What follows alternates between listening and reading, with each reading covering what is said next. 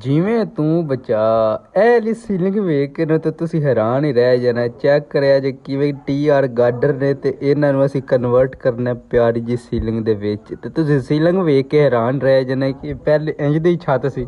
ਇਹ ਨੇ ਬਾਬਾ ਜੀ ਸਾਡੇ ਕਰਾਸ ਜਿਨ੍ਹਾਂ ਤੇ ਪੂਰਾ ਜਾਲ ਟਿਕਿਆ ਹੁੰਦਾ ਹੈ ਤੇ ਪੂਰੀਆਂ ਪਲੇਟਾਂ ਯਾਨੀ ਕਿ ਕਾਬੂ ਹੋ ਕੇ ਰਹੀਆਂ ਹੁੰਦੀਆਂ ਨੇ। ਤੇ ਇਹ ਰੱਖ ਦਿੱਤੀ ਅਸੀਂ ਆਪਣੀ ਪਹਿਲੀ ਟੈਲ ਤੇ ਹੁਣ ਹੋ ਗਈ ਛੱਤ ਦੀ ਸ਼ੁਰੂਆਤ। ਕਾਫੀ ਲੋਕਾਂ ਦਾ ਸਵਾਲ ਹੁੰਦਾ ਕਿ PVC ਸੀਲਿੰਗ ਜਿਹੜੀ ਹੈ ਨਾ ਜਲਦੀ ਖਰਾਬ ਹੋ ਜਾਂਦੀ ਹੈ। ਇਹ ਅਸੀਂ ਲਾ ਕੇ ਦਿਆਂਗੇ ਤੇ ਲਾਈਫ ਟਾਈਮ ਗਾਰੰਟੀ ਦਿਆਂਗੇ, ਯਾਨੀ ਕਿ ਨਾ ਟੁੱਟੇਗੀ ਨਾ ਖਰਾਬ ਹੋਵੇਗੀ। ਪਾਣੀ ਤੋਂ ਤੁਸੀਂ ਬਚਾ ਕੇ ਰੱਖਣਾ ਤੇ ਇਹਦੇ ਨਾਲ ਲਮਕਣਾ ਨਹੀਂ ਤੇ ਫਿਰ ਇੱਕਦਮ ਨਹੀਂ ਜਾਂਦੀ। ਇਹ ਲੁੱਕ ਚੈੱਕ ਕਰੋ ਕੈਸੀ ਪਿਆਰੀ ਸੀਲਿੰਗ ਹੋਈ ਹੈ ਤੇ ਰੰਗ ਕਿੰਨਾ ਪਿਆਰਾ ਆਇਆ ਤੁਸੀਂ ਚੈੱਕ ਕਰੋ। ਦੀਵਾਰਾਂ ਦੇ ਰੰਗ ਦੇ ਨਾਲ ਮੈਚ ਹੋ ਗਿਆ ਤੇ ਇੰਨੀ ਪਿਆਰੀ ਲੱਗ ਰਹੀ ਹੈ। ਇਹਨਾਂ ਕੈਮਰੇ 'ਚ ਤਾਂ ਖਾਸ ਨਜ਼ਰ ਨਹੀਂ ਆ ਰਹੀ ਪਰ ਰੀਅਲ ਜਿਹੜੀ ਹੈ ਨਾ ਬਿਊਟੀ ਬਾਹਰ ਆ ਰਹੀ। ਇਹ ਵੇ ਉਕਾਬ ਕ੍ਰੀਏਟਿਵ ਸੋਲਿਊਸ਼ਨ ਦਾ ਕੰਟੈਕਟ ਨੰਬਰ, ਸਿੱਧਾ WhatsApp ਤੇ ਆਓ ਤੇ PVC ਸੀਲਿੰਗ ਲਵਾਓ।